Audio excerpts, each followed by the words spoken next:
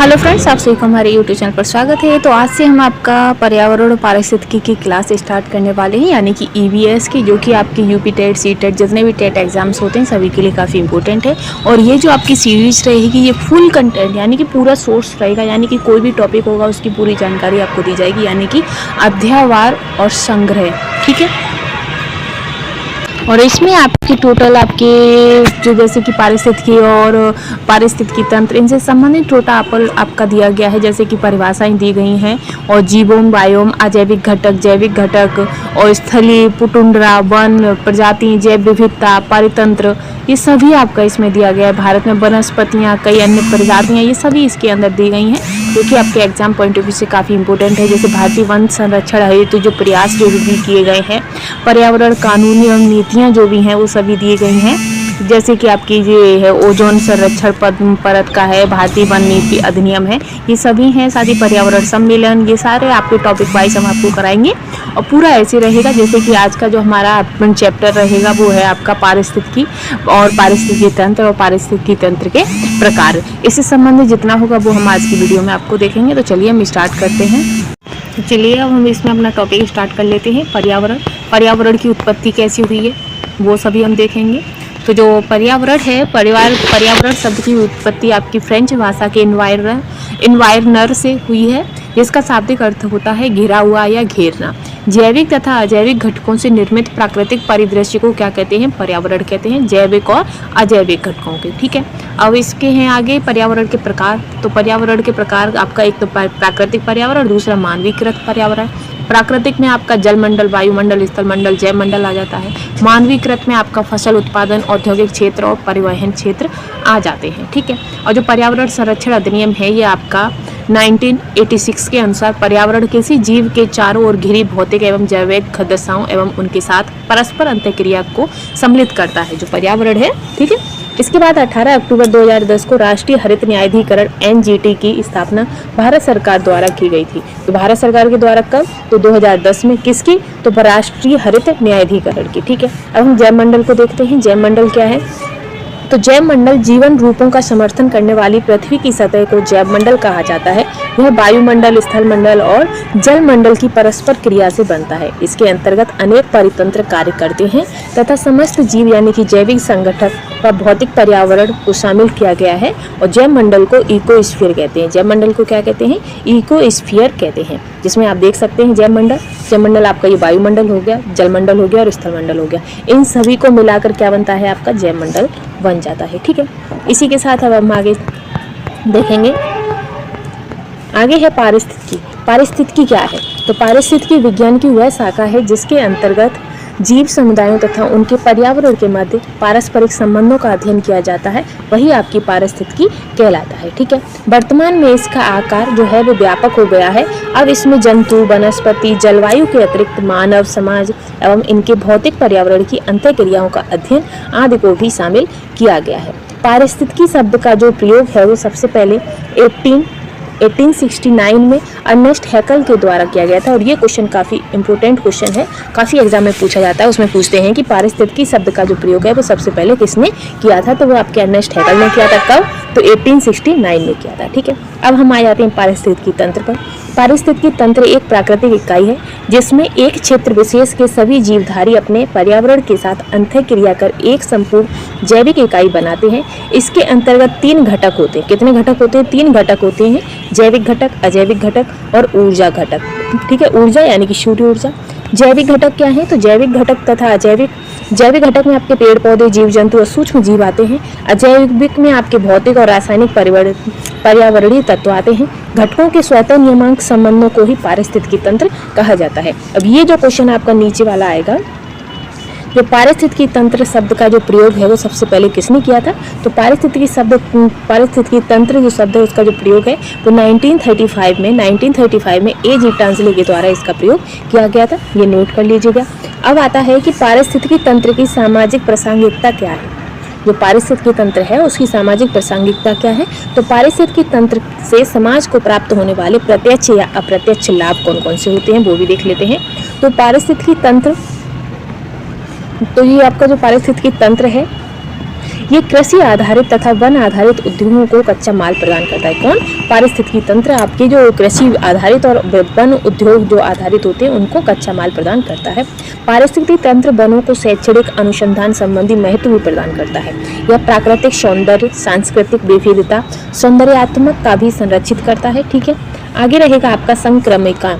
तो जो संक्रमिका है ये आपकी दो या दो से अधिक विविध परितंत्रों के बीच एक विशिष्ट क्षेत्र होता है। यह वह स्थान है जहां दो समुदाय परस्पर मिलकर एकीकृत हो जाते हैं। जैसे मैंग्रोव वन समुद्री तथा स्थलीय परितंत्रों के बीच एक संक्रमिका को दर्शाते हैं। ठीक है, तो संक्रमिका क्या होती है? ये दो परितंत्र जो होते हैं जब वो एक साथ मिलते हैं उस समुदाय को ही आपका संक्रमिका कहते हैं। जैसे आप इधर देखेंगे कि जो आपका स्थलीय क्षेत्र हो गया, ये जलीय क्षेत्र हो गया। अब ये इसकी जो बीच वाली जो ये एरिया मिल रही है ये आपका इकोटोन हो गया, उत्पादक जैव विविधता और विशिष्ट प्रकार। तो संक्रमिका की जो विशेषताएं क्या होती हैं? इसकी विशेषताएं होती हैं कि संक्रमिका क्षेत्र बहुत छोटे क्षेत्र जैसे कि चारागाह वन के बीच से लेकर बहुत विशाल में आपके वन और रेगिस्तान के मध्य तक विस्तारित हो सकते हैं। संक्रमिका दो या दो से अधिक परिस्थिति तंत्रों का संक्रमण होने के कारण यह तनाव क्षेत्र भी कहलाता है। ठीक है, आगे है कि यह एक संक्रमिका में कुछ जीव ऐसे होते हैं जो आसन समुदायों से बिल्कुल पूर्णतः अलग होते हैं। कैसे? जो आसन समुदाय होते हैं उससे बिल्कुल अलग होते हैं। अब ये भी हो गया हमारा संक्रमिका। अब हम आवास की बात करते हैं। तो जो आवास हैं, आवास क्या होते हैं? ठीक है, तो आवास वह स्थान जहाँ जीव निवास करते हैं आवास कहलाता है। आवास स्पष्ट भौतिक लक्षणों से परिपूर्ण होता है। जैसे वन आवास में कई प्रकार की प्रजातियां होती हैं। जैविक घटक अपने अस्तित्व के लिए अजैविक घटकों पर निर्भर होते हैं। जैसे मृदा, जल, प्रकाश पौधों के पोषण के लिए आवश्यक है। एक ही आवास में कई प्रकार के पौधे और जीव रहते हैं। सभी आवास पर्यावरण है किंतु पर्यावरण आवास नहीं होता है। निकेत क्या होते हैं? तो निकेत आपके होते हैं, निकेत किसी जीव का पारिस्थितिकी तंत्र में उसके स्थान तथा उसकी कार्यात्मक भूमिका को दर्शाता है। अर्थात एक प्रजाति को जीवित रहने के लिए जिन भौतिक, रासायनिक, जैविक कारकों की आवश्यकता होती है उन्हें सम्मिलित रूप से क्या कहते हैं? निकेत कहते हैं। ठीक है, वस्तुतः जो निकेत है उसका संबंध एक ऐसी क्रियात्मक क्षेत्र से है जहां न केवल प्रजाति रहते हैं बल्कि वे अपने अस्तित्व को बनाए रखने के लिए आसपास के वातावरण से अंतर संबंधित होकर अनुक्रिया करते हैं। ठीक है, और जो प्रत्येक प्रजाति का एक विशिष्ट निकेत होता है और कोई भी दो प्रजातियां एक निकेत में नहीं रह सकती हैं। अब ये आपका पूरा पारिस्थितिकी निकेत है जिसमें आपकी भौतिक दशाएं, रासायनिक दशाएं और जैविक दशाएं दी गई हैं। भौतिक में आपका तापमान, वर्षा, आर्द्र और वायु है। रासायनिक में आपका जैविक, अजैविक, पोषक पदार्थ व श्वसन। जैविक में उपापचय क्रियाएं और प्रजनन है। ठीक है, कोर प्रभाव क्या है? तो कोर प्रभाव आपका एक पारिस्थितिकी अवधारणा है। पूर्व विकसित संक्रमिका इकोटोन में कुछ ऐसे जीव पाए जाते हैं जो आसपास के समुदायों से पूरी तरह अलग होते हैं। जब प्रजातियों की विविधता किसी संक्रमिका में अधिक होती है तो इसे कोर का प्रभाव कहा जाता है। पक्षियों की विविधता वन रेगिस्तान के बीच इकोटोन में अधिक होती है। मैंग्रोव परिस्थिति जिसमें कोरल परिस्थिति, अन्य उच्च उत्पादक वाले क्षेत्र जैसे नदियां के किनारे, सागर में नदियों के मिलन स्थल पर जैविक विविधता की दृष्टि से अत्यंत समृद्ध हो जाते हैं। कोर प्रभाव कैसा होता है? जैसे कि एक ये हो गया, ये हो गया, ये कोर हो गया, प्राथमिक तंत्र और द्वितीय तंत्र हो गया, और ये क्या है? ये आपकी संक्रमिका हो जाती है, इन दोनों का मिलना। ठीक है, अब आपका जीवोम और बायोम आता है।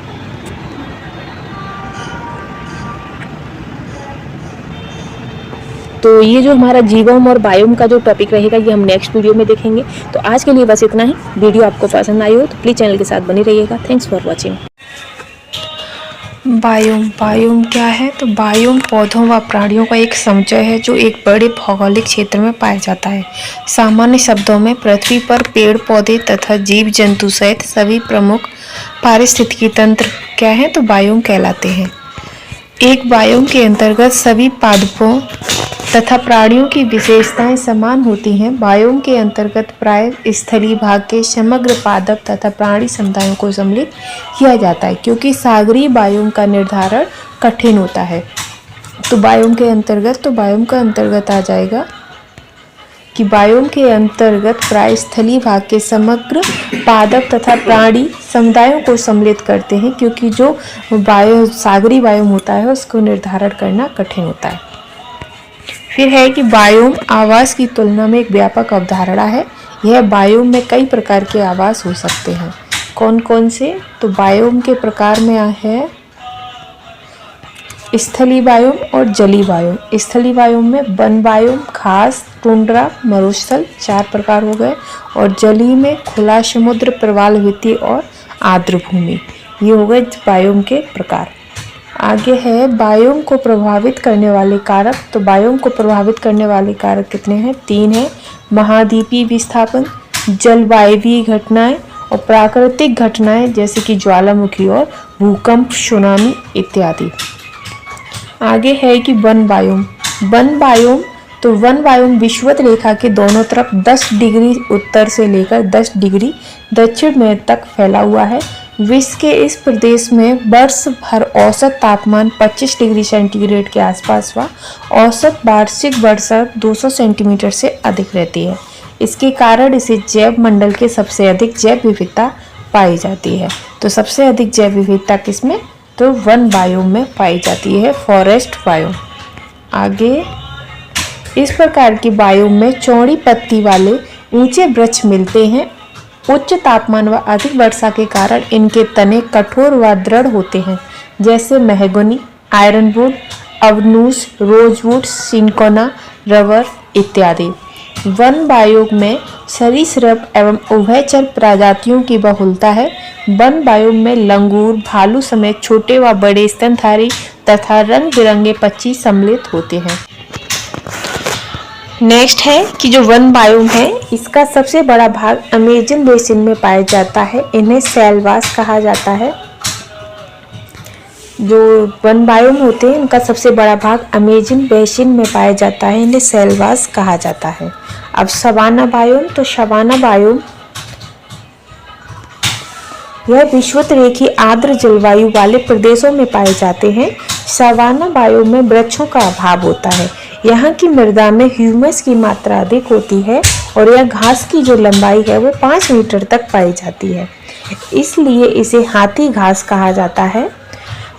हाथी घास क्यों? क्योंकि जो घास की लंबाई है वो 5 मीटर तक होती है। यहाँ वार्षिक वर्षा 90 से 150 सेंटीमीटर तक होती है। सवाना घास का मैदान जैसे कि सूडान, सोमालिया, इथियोपिया और कीनिया तक फैला है। तो सवाना घास के मैदान जो हैं वो आपके सूडान, सोमालिया, इथियोपिया तक फैले हुए हैं। आगे है सवाना घास के मैदान में मानसूनी पतझड़ वाले जंगल तथा आर्द्र उष्ण मरुस्थलों के मध्य स्थित घास खाने वाले जानवर, मृग, भैंस, जेब्रा, हाथी, गैंडा, शेर, चीता, लकड़बग्गा, नेवला तथा चूहा, गिलहरी जैसे जानवरों की व्यापक विविधता देखने को मिलती है। सवाना घास के मैदान में मानसूनी पतझड़ वाले जंगल तथा आर्द्र उष्ण मरुस्थलों के मध्य स्थित घास खाने वाले जानवर, मृग, भैंस, जेब्रा, हाथी, गैंडा, शेर, चीता, लकड़बग्गा, नेवला तथा चूहा, गिलहरी जैसे जानवरों की व्यापक विविधता देखने को मिलती है। तो ये कहाँ? तो ये आपकी मिलेगी जो सवाना घास के मैदान होते हैं उनमें आपके जैसे कि जानवरों में भैंस और मृग, जेब्रा, हाथी, गैंडा, शेर, चीता, लकड़बग्गा, नेवला, चूहा, गिलहरी जैसे व्यापक जानवरों को देखने को मिलता है।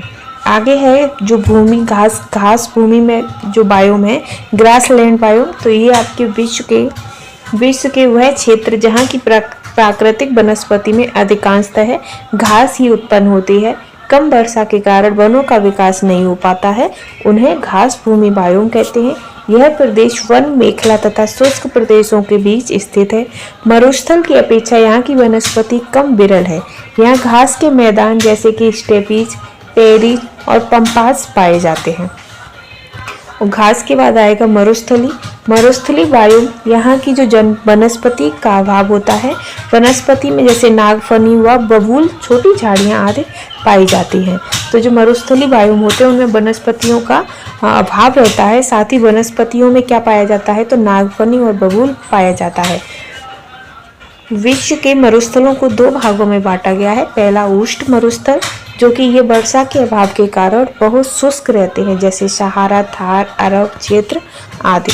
वहीं शीत मरुस्थल ये प्राय शीतोष्ण कटिबंधीय तथा ऊंचे पठारों पर पाए जाते हैं, जैसे गोभी मरुस्थल, तकला मकान, पैटागोनिया का मरुस्थल जो कि ठंडा और शुष्क होता है, तथा भारत में लद्दाख, लाहौल स्पीति आदि शीत मरुस्थलों के उदाहरण हैं। प्रमुख जानवरों में यहाँ पर मृग, याक, भेड़, लघुकाय गाय मिलती हैं। इसके बाद है टुंड्रा वायु। टुंड्रा वायु प्राकृतिक वनस्पति के अभाव में टुंड्रा वायु की प्राथमिक जो उत्पादकता है वो अन्य सभी वायुओं से निम्न है। टुंड्रा वायु की अत्यधिक शीतल व कठोर जलवायु के कारण इनमें बहुत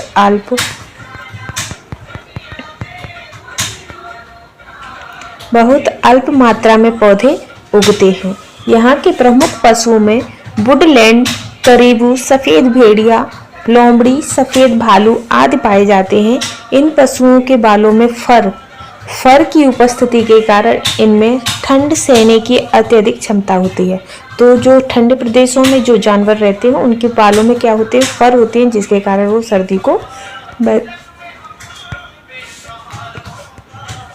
ये रहा चार्ट है जो कि उष्णकटिबंधीय विषुवतीय रेखा है, ऊपर कर्क है, नीचे मकर। तो उष्णकटिबंधीय क्षेत्र ये जो कि आपका टुंड्रा प्रदेश, और उपोष्णकटिबंधीय क्षेत्र में ये आपका नीचे वाला हिस्सा टुंड्रा क्षेत्र हो जाता है। आगे है आपका प्रमुख अजैविक घटक। तो अजैविक घटकों में जैसे कि अजैविक घटक पर्यावरण के आकार और स्वरूप को निर्धारित करते हैं, जैसे कि एक स्थलीय पारिस्थितिकी तंत्र में तापमान, प्रकाश, जल ये सभी अजैविक कारक के रूप में सम्मिलित होते हैं।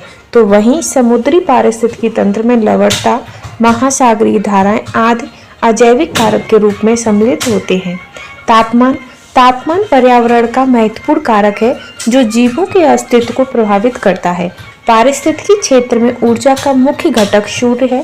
किसी पारितंत्र में सौर्य यानी कि ऊर्जा प्रकाश संश्लेषण के द्वारा प्रवेश करती है।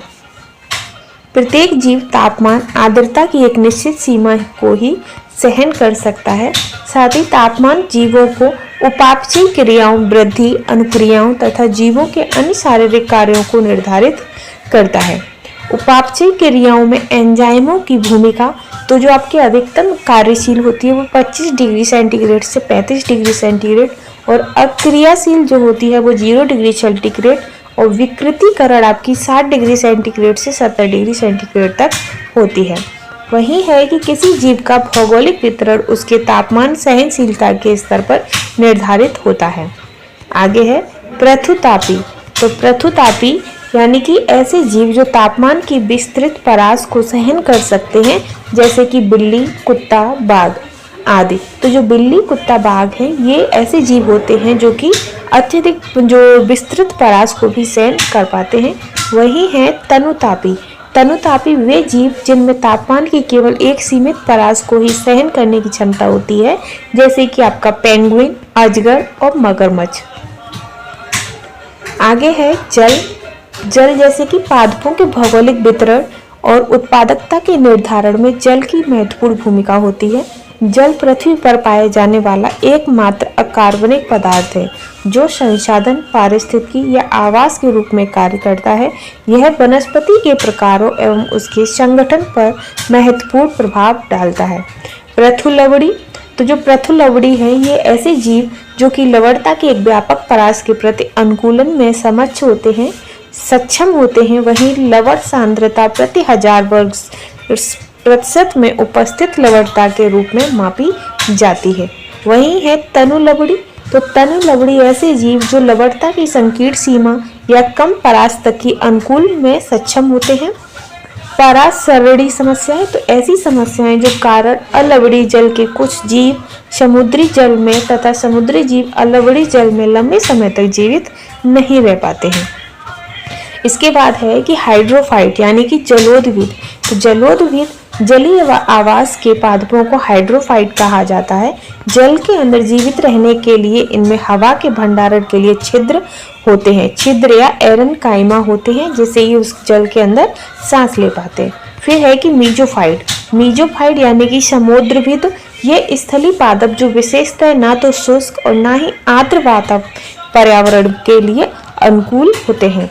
फिर है जेरोफाइट। जेरोफाइट यानी कि मरुदभूमि। तो जेरोफाइट आपके शुष्क पर्यावरण में पनपने वाले पादप जेरोफाइट कहलाते हैं। जेरोफाइट जल के अवशोषण की क्षमता बढ़ाने तथा बाष्पीकरण को कम करने के लिए अनुकूलन करते हैं। हेलोफाइट यानी कि लवणोविद, लवण प्रतिरोधी पादप जो मृदा या उच्च लवणीयता वाले जल में विकसित होते हैं। ये पादप मैंग्रोव, अनूप, दलदल, समुद्र के किनारों तथा लवणीय आर्द्र मरुस्थलों में पनपते हैं। न्यूमेटोफोर ये विशेष प्रकार की हवाई जड़ें होती हैं जो ऐसे पादपों में पाई जाती हैं जिनकी जड़ें जल में डूबी रहती हैं तथा श्वसन के लिए पर्याप्त मात्रा में ऑक्सीजन नहीं मिल पाती है। इसके बाद है कैट्राडोमस या समुद्राभिगामी प्रजातियां। ये ऐसी प्रजातियां हैं जो समुद्र जल में पैदा होती हैं। अधिकांश जीवन ताजे पानी में व्यतीत करती हैं तथा अंडे देने के लिए समुद्री जल में लौट जाते हैं। एनाड्रोमस यानी कि समुद्रापगामी प्रजातियां, तो ये ऐसी प्रजातियां हैं जो ताजे जल में पैदा होती हैं। अधिकांश जीवन समुद्री जल में व्यतीत करती हैं तथा अंडे देने के लिए ताजे जल में लौट जाती हैं। प्रकाश, तो प्रकाश पौधों के लिए प्रकाश संश्लेषण लगभग 30 डिग्री से 35 डिग्री पर अधिकतम होता है और साथ ही तापमान में 10% जो 10 डिग्री की वृद्धि होने पर इनकी दर में 2 गुनी वृद्धि दर्ज की जा सकती है। जो प्रकाश संश्लेषण है ये पौधों में 30 से 35 डिग्री में अधिकतम होता है। अगर तापमान में 10 डिग्री की वृद्धि होती है तो जिनकी प्रकाश संश्लेषण की जो दर है वो 2 गुनी हो जाती है। फिर है फोटोब्लास्टिक बीज। फोटोब्लास्टिक बीज ऐसे बीज जो अंकुरण के लिए प्रकाश के प्रति संवेदनशील होते हैं। फोटोनाष्टी, तो फोटोनाष्टी कुल पादपों के पुष्प प्रकाश और अंधकार के प्रतिक्रिया स्वरूप खुलते या बंद होते हैं। निक्टिनाष्टिकी ये अंधकार के प्रतिक्रिया स्वरूप पत्तों का मुड़ जाना होता है। और फोटोमॉर्फोजेनेस ये प्रकाश की प्रतिक्रियाओं में कुछ ऊतकों और अंगों का विभेदीकरण है।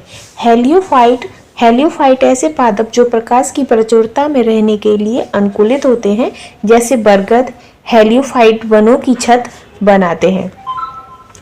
आगे है साइकोफाइट या फिर छायारागी। ऐसे पादप जो कम प्रकाश वाली परिस्थितियों में रहने के लिए अनुकूलित होते हैं, जैसे औषधि पादप। छायारागी पादप वन का अवस्तर या अंडर स्टोरी बनाते हैं। जलीय आवास के क्षेत्र, तो जलीय आवास के क्षेत्र लिटोरल क्षेत्र ये झील का किनारा अथवा तटीय क्षेत्र होता है जहां प्रकाश उथले जल को पार कर तल तक पहुंच जाता है। और लिम्नेटिक क्षेत्र ये खुला जल क्षेत्र जहां गहराई अधिक होती है और गहराई के बढ़ने के साथ साथ प्रकाश और ऑक्सीजन की मात्रा भी घटती जाती है। एफोटिक या अप्रकाशीय क्षेत्र यह गहरे जल का क्षेत्र होता है जिसके तल को प्रकाश वेध नहीं पाता है। वैदिक क्षेत्र यह अत्यधिक गहराई वाले क्षेत्र होते हैं जहां प्रकाश नहीं पहुंचता है। यह अधिकांशमय क्षेत्र होता है, अंधकारमय क्षेत्र होता है। और प्रकाश प्राणियों में, तो प्राणियों के लिए प्राणियों की वृद्धि, प्रजनन, प्रवासी गतिविधियों को निर्धारित करता है। परावैंगनी विकिरण कई जीवों के लिए हानिकारक भी होता है। दृश्य प्रकाश के सभी घटक समुद्र के विभिन्न गहराई में रहने वाले समुद्री जीवों के लिए उपलब्ध नहीं होते हैं। इसलिए प्रकाश की उपलब्धता में अंतर के कारण ही लाल, हरा, भूरा शैवाल समुद्र की अलग अलग गहराइयों में पाए जाते हैं। मृदा यह भूपटल की सबसे ऊपरी परत है जो खनिज तथा आंशिक रूप से अपघटित कार्बनिक पदार्थों से निर्मित होती है। मृदा की संरचना एवं संगठन पारगम्यता अधिकांश पैतृक चट्टानों की संरचना पर निर्भर करती है। किसी भी क्षेत्र में वनस्पति का निर्धारण मृदा की संरचना, संगठन, जल धारण क्षमता इत्यादि के आधार पर होता है। मृदा की संरचना पीएच मान, खनिज तत्वों, स्थलाकृति इत्यादि पर निर्भर होता है।